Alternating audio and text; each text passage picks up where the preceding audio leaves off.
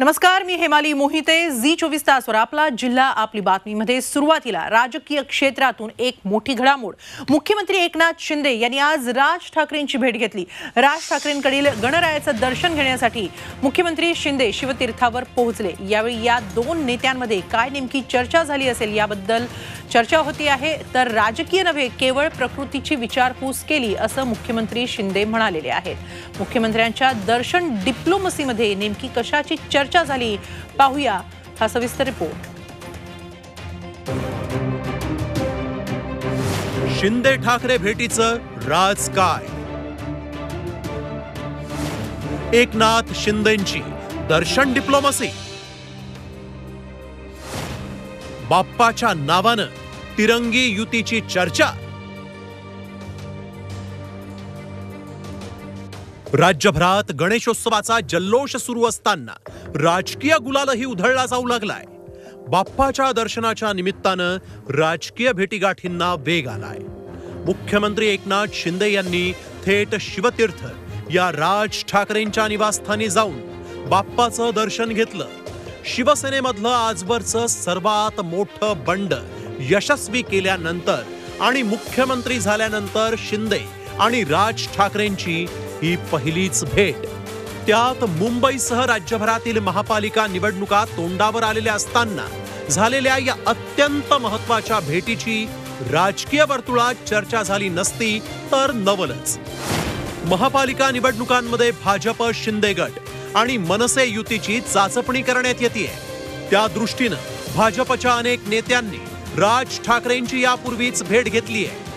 आता खुद्द मुख्यमंत्री देखील शिवतीर्थावर गेल्यामुळे या तिरंगी युतीच्या चर्चांना जोर आलाय. मनसेला जवळ केल्यास मुंबई, ठाणे जिल्हा, पुणे, नाशिक इथं भाजप शिंदे गटाला फायदा होऊ शकतो. या भेटीत केवळ राज ठाकरेंच्या प्रकृतीची चौकशी केली असं मुख्यमंत्री सांगत असले तरी राज्यातल्या राजकीय प्रकृतीची चर्चा या भेटीत रंगल्याची शक्यता आहे. एक सदिच्छा भेट होती. मी त्यांचं ऑपरेशन जेव्हा झालं त्याच वेळेस येणार होतो, पण तो आज गणपतीचा योगायोग देखील आहे. कुठलीही राजकीय चर्चा किंबहुना राजकारणावर चर्चा कुठलीच झाली नाही हे मी आपल्याला या ठिकाणी मुद्दाम सांगू इच्छितो. शिंदेंच्या बंडानंतर राज ठाकरेंनी झी24 तासला दिलेल्या मुलाखतीत आणि मनसेच्या मेळाव्यात आपली शिवसेना सोडल्याची तुलना शिंदे राणेंच्या बंडाशी करू नये असं नमूद केलं होतं. दगाफटका करून, गद्दारी करून, पाठीत खंजीर खुपसून असं नाही बाहेर पडलो मी. आणि बाहेर पडून दुसऱ्या कुठच्याही पक्षात नाही गेलो. तुमच्या विश्वासावरती पक्ष उभा केला. मात्र भाजप नेते आणि आता शिंदेंच्या भेटीमुळे राणे, शिंदे आणि राज ठाकरे आगामी महापालिका निवडणुकांमध्ये एकाच मंचावर दिसले तर नवल वाटू नये, कारण महाराष्ट्राच्या राजकारणात काहीही घडू शकतं. देवेंद्र कोल्हटकर सह ब्युरो रिपोर्ट, झी24 तास. या पुढची बातमी देखील राजकीय वर्तुळातूनच, विशेषतः मुंबईसाठी. मुंबई महानगरपालिकेसाठी भाजपनं कंबर कसली आहे. केंद्रीय गृहमंत्री अमित शहा गणपती दर्शनासाठी 5 सप्टेंबरला मुंबईत येणार आहेत. या दौऱ्यादरम्यान अमित शहा भाजपच्या प्रमुख पदाधिकाऱ्यांची बैठक घेणार आहेत आणि यावेळी मुंबई महानगरपालिका निवडणुकीच्या दृष्टीनं रणनीती आखण्यासाठी अमित शहांच्या नेतृत्वात ही बैठक होणार आहे. तर अमित शहांसोबतच्या बैठकीत राजकीय चर्चा होणारच असं म्हणत उपमुख्यमंत्री देवेंद्र फडणवीसांनीही भाजपच्या मिशन मुंबईला दुजोरा दिलाय. तर अमित शहा युती सरकारच्या पाठीशी असल्याचं मुख्यमंत्री शिंदे म्हणाले.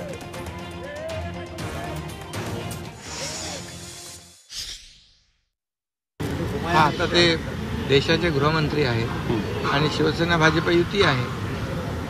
आपल्याला माहिती आहे सरकारच्या पाठीमागे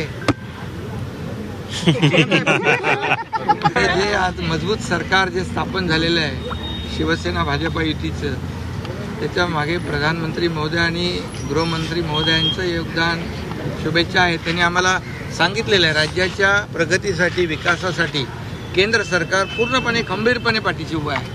त्यामुळे साहजिक आहे.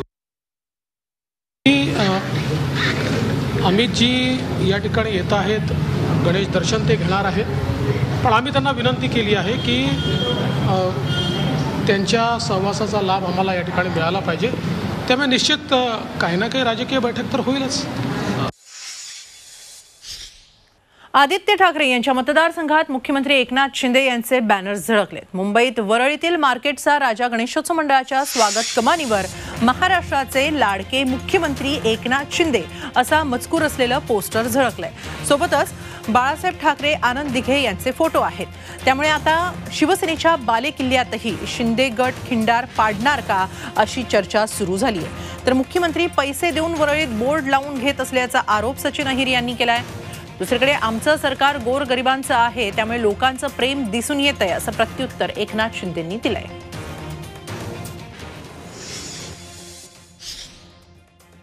मंडळाला चांगले दिवस आलेले आहेत. ज्यांना 25-50 मिळत होते आता काही लाख रुपये देऊन काही ठिकाणी बोर्ड लावण्याचा प्रयत्न. तर मंडळाचा फायदा होत असेल तर चांगली गोष्ट आहे. त्याच्यात काही व्यक्ती काय अस्पृश्य असतो असं नाही. आणि मंडळ आपल्याला सर्वात माहिती आहे की सर्व जाती धर्माची असतात. अर्थात ज्या मंडळांनी त्यांचं कटआउट गेट लावलेलं आहे, आमचंही गेट लावलेलं आहे, तर तो यातून तुलना होत नाही. पण तुम्ही जर पाहिलं असेल की ते गेटवरती फक्त त्यांचाच फोटो आहे, अजून कोणाचाच फोटो दिसत नाही. हे जनता ठरवत असते आणि त्यामुळे जी संधी मिळालेली आहे, या संधीचं सोनं जे आहे जनतेच्या हिताकरिता आमचं शिवसेना भाजपा युतीचं सरकार, देवेंद्रजी उपमुख्यमंत्री आहेत, आम्ही दोघंही, आणि आमचं मंत्रिमंडळ सरकार सर्वसामान्यांच्या हितालाच प्राधान्य देणार आहे. आणि त्याची प्रचिती महाराष्ट्र पाहतोय की अतिशय कमी वेळात देखील अतिशय मोठे निर्णय आम्ही घेण्याचं धाडस केलेलं आहे. पुढची आणखी एक महत्त्वाची राजकीय बातमी. मुख्यमंत्री एकनाथ शिंदे हे मिलिंद नार्वेकर यांच्या घरी दाखल झालेत. नार्वेकरांकडे दरवर्षी गणरायाचं आगमन होत असतं. सर्व पक्षांचे राजकीय नेते नार्वेकरांकडे गणेश दर्शनाला जात असतात. मात्र उद्धव ठाकरे यांचे सर्वात निकटवर्ती आणि शिवसेनेचे सचिव असलेल्या नार्वेकरांकडे एकनाथ शिंदे गणरायाच्या दर्शनाला गेल्यामुळे सर्वांच्याच भुवया उंचावल्या गेल्या आहेत. मुख्यमंत्री सध्या गणेश दर्शन घेत आहेत आणि यात त्यांनी राज ठाकरे यांच्या घरी जाऊन गणरायाचं दर्शन घेतल्यानंतर आता ते नार्वेकरांच्या घरी गणरायाच्या दर्शनासाठी गेले. नार्वेकरांकडे ते गेल्यानं सगळ्यांच्याच भुवया उंचावल्या गेल्या आहेत. कारण नार्वेकर हे शिवसेना पक्षप्रमुख उद्धव ठाकरे यांचे निकटवर्तीय समजले जातात. तसंच शिवसेनेचे ते सचिव आहेत. या पुढच्या बातमीकडे. बाळासाहेबांचा मुलगा म्हणून लोकांना किती वर्ष ब्लॅकमेल करणार आहात? शरद पवारांच्या मांडीवर बसलात तेव्हा बाळासाहेबांच्या विचारांची आठवण झाली का नाही झाली असा सवाल करत शिंदे गटाचे नेते रामदास कदम यांनी उद्धव ठाकरे यांच्यावर जोरदार टीका केली आहे. महाराष्ट्र दौऱ्यावेळी लोकांना नेमकी वस्तुस्थिती सांगणार असंही त्यांनी म्हटलंय.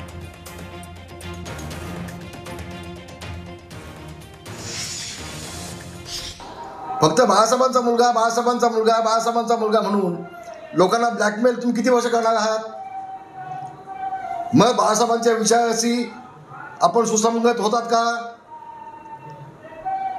बाळासाहेबांच्या विचार काँग्रेस आणि राष्ट्रवादीच्या विरोधामध्ये होते. मग शरद पवारांच्या जाऊन मांडीवर बसलात तेव्हा बाळासाहेबांची आठवण तुम्हाला झाली का? का विसर पडला तुम्हाला? या सगळ्यांची उत्तर तुम्हाला द्यायला लागतील ना. तेव्हा उद्धवजीला जाऊ देत, महाराष्ट्रामध्ये आदित्य ठाकरेला जाऊ देत, त्याच्या बडबड मी पण झालं आहे ना. आणि वास्तव काय ते लोकांसमोर ठेवेन ना मी. पुढची महत्त्वाची बातमी आहे ती मराठा आरक्षणासंदर्भातली. मराठा आरक्षणाचा मुद्दा पुन्हा एकदा तापलाय. पुढच्या 15 दिवसांत आरक्षणासाठी काय करता येईल ते सरकारनं करावं, अन्यथा 15 दिवसांनंतर सरकारला दाखवून देऊ असा इशारा मराठा क्रांती मोर्चाचे समन्वयक विनोद पाटील यांनी दिलाय. सरकारनं कोर्टात पुनर्विचार याचिका दाखल करावी, तसंच ओबीसीतून आरक्षण देता येईल का याची चाचपणी करावी अशी मागणी करण्यात आली. हे सरकार कोर्टातून सत्तेवर आलंय, त्यामुळे कोर्टात बाजू कशी मांडायची ते या सरकारला चांगलं कळतं असा टोलाही विनोद पाटलांनी लगावला. प्रश्न त्यांना कळलेले आहेत, त्यांची उत्तरं देखील आम्ही त्यांना देतोय. मग 15 दिवस पण फार मोठा कालावधी आहे, तर 15 दिवसाच्या आत त्यांनी करावं. मी परत स्पष्ट करतो की आता आम्हाला स्वतःवर केसेस घालून घेण्याची हौस नाही. राज्याने रस्त्यावरचे आंदोलन बघितले, राज्याने कोर्टाचे आंदोलन बघितले, पण एक वेगळ्या प्रकारे आमच्या मागण्या मान्य झाल्या नाही तर आम्ही निश्चित वेगळ्या पद्धतीचं आंदोलन करू असं आम्ही जबाबदारीपूर्वक या ठिकाणी सांगतोय. पुढची महत्त्वाची बातमी आहे ती शैक्षणिक विश्वातून। संभाजीनगर जिल्ह्यातल्या जिल्हा परिषद शाळांमधल्या विद्यार्थ्यांच्या घटलेल्या संख्येबाबत खळबळजनक माहिती समोर आली आहे। झेडपीच्या शाळेतले विद्यार्थी शाळेच्या वेळेत मदरशांमध्ये जात असल्याचं उघड झालंय आणि ही बाब दस्तूरखुद्द प्राथमिक शाळांच्या शिक्षणाधिकाऱ्यांच्या पत्रातून पुढे आली आहे। शिक्षणाधिकारी जयश्री चव्हाण यांनी गट शिक्षणाधिकाऱ्यांना लिहिलेल्या पत्रात ही धक्कादायक बाब नमूद झालेली आहे। शिक्षणाधिकाऱ्यांचे खळबळजनक पत्र झी24 तासच्या हाती लागलेलं आहे। पाहूया या संदर्भातला एक सविस्तर रिपोर्ट। मदरसे पळवतायत झेडपीचे विद्यार्थी, मदरशांचा सोस, झेडपीच्या शाळा ओस। झी24 तासच्या हाती शिक्षणाधिकाऱ्यांचं खळबळजनक पत्र। राज्यातील जिल्हा परिषद शाळांची स्थिती आधीच दयनीय बनली आहे। विद्यार्थ्यांविना शाळा ओस पडतायत। अशातच या शाळांवर आता मदरशांचं संकट ओढावलंय। संभाजीनगरमध्ये जिल्हा परिषद शाळांमधले विद्यार्थी शाळेच्या वेळेत मदरशांमध्ये जात असल्याचा धक्कादायक प्रकार समोर आलाय। संभाजीनगरच्या शिक्षणाधिकाऱ्यांनी पाठवलेलं खळबळजनक पत्र झी24 तासच्या हाती लागलंय। जिल्हाधिकाऱ्यांनी सर्व गट शिक्षण अधिकाऱ्यांना पत्र पाठवून याबाबत माहिती गोळा करण्याचे आदेश दिलेत। पूर्णवेळ शाळेत राहतात का यांची पाहणी होणं अत्यंत आवश्यक आहे व त्यानुसार आपल्याला त्यांच्यावर उपाययोजना काय करता येतील की ज्या योगे हा जो अल्पसंख्याक समाज आहे हाही पुढे येईल आणि शिक्षणाला प्रगतीचा मोठा एक शिक्षणाचा जो त्यांचा अडसर आहे तोही पूर्णपणे बाजूला होऊन जाईल। यासाठी आपण हे पत्र काढलेलं आहे। हे प्रकरण केवळ शाळा सोडून मदरशांमध्ये जाण्यापुरतंच मर्यादित नाही, तर मदरशात जाणारी मुलं शिक्षणात प्रचंड मागे पडल्याचा शासकीय अहवाल देखील समोर आलाय। 1ली ते 5वी पर्यंत उर्दू माध्यमात शिकणारी 55% मुलं नीट वाचू शकत नाहीत, तर 50% मुलांना गणितच येत नाही। 20% मुलं घरातून शाळेसाठी निघतात, मात्र शाळेत जात नाहीत। यातील काही मुलं शाळा सोडून मदरशांमध्ये जातात, त्यामुळे विद्यार्थ्यांचं शैक्षणिक नुकसान होत असल्याचं निरीक्षण शिक्षण आणि प्रशिक्षण संस्थेच्या अहवालात नोंदवण्यात आलंय। ही निश्चित मान्य करावं लागेल आपल्याला की अल्पसंख्याक शाळांमध्ये विद्यार्थ्यांच्या उपस्थितीच्या बाबतीतले प्रॉब्लेम्स आहेत। मग खूप सारे मुलं हे आपल्या आईवडिलांना पण मदत करतात, बरेचशी वर्गामधून निघतात बॅगा घेऊन, मात्र शाळेपर्यंत पोहोचत नाहीत।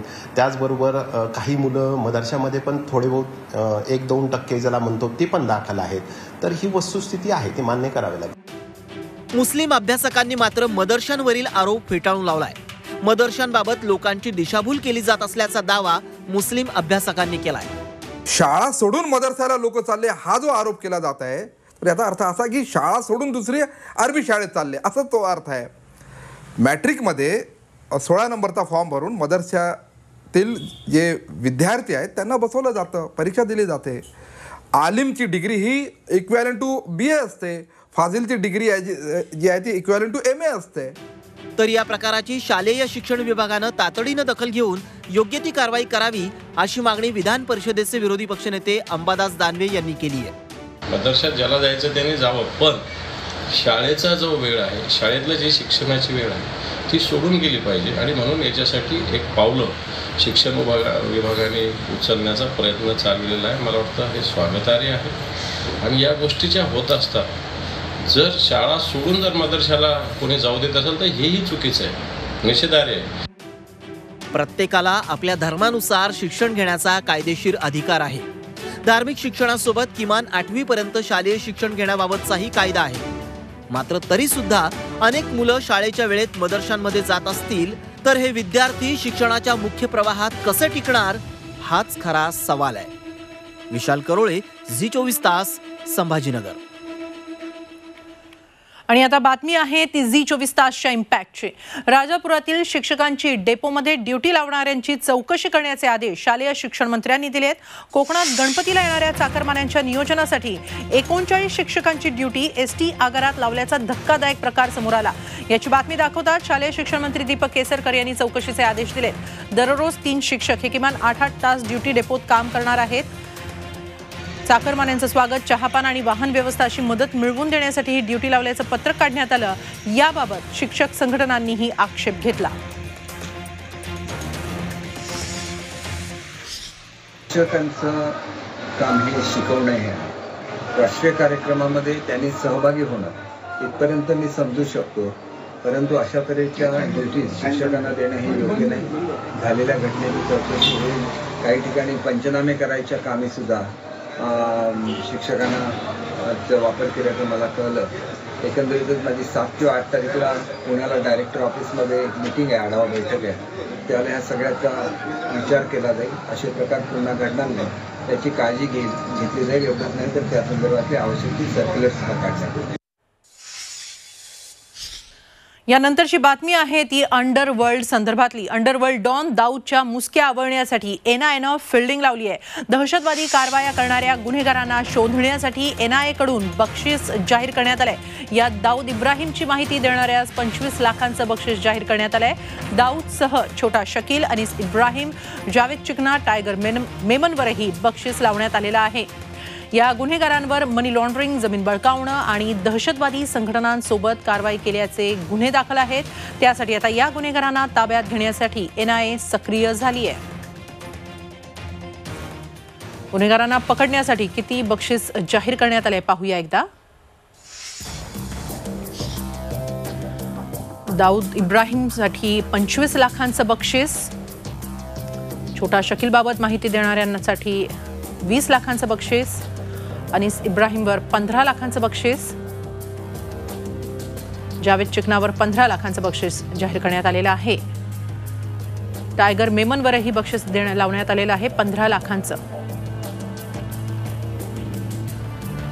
आणि आता आरोग्य क्षेत्रातून आजची सर्वात मोठी बातमी. गर्भाशयाच्या कॅन्सरवरील पहिल्या स्वदेशी लसीचं आज लॉन्चिंग करण्यात आलं.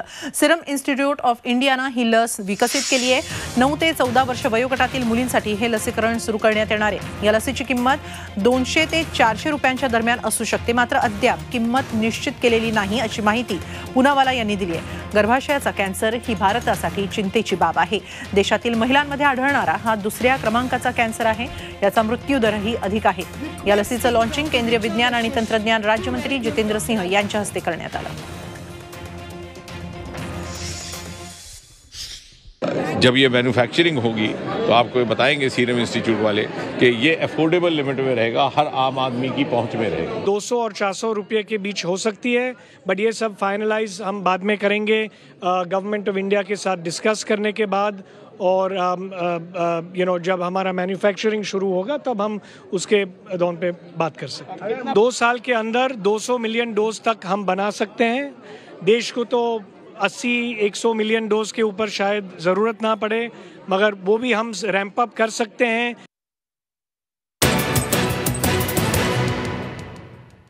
छत्रपतींचा विचार म्हणजे